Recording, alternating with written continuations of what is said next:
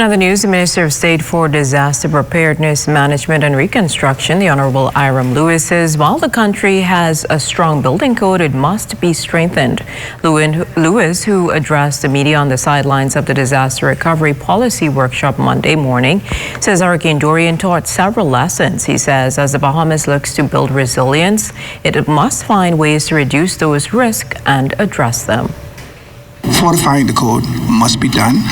Dorian has taught us areas with respect to coastal building, how we build on the coast, how do we build in low-lying areas or basin. But Dorian also showed us, based on our analysis, that there was some code violation.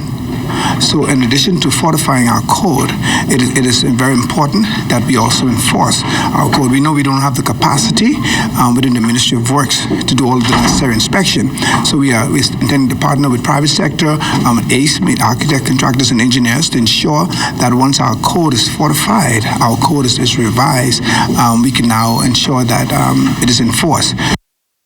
Well, with the private sector considering how Marsh Harbor will be redeveloped in the aftermath of Hurricane Dorian, Lewis says because most properties are private property, government must meet with private stakeholders.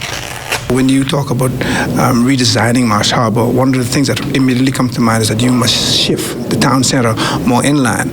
But again, that's on private property. So the discussion must be had with private property owners so that they will all be in agreement. And if we must trade off, how do they agree and be comfortable with whatever trade-off may come?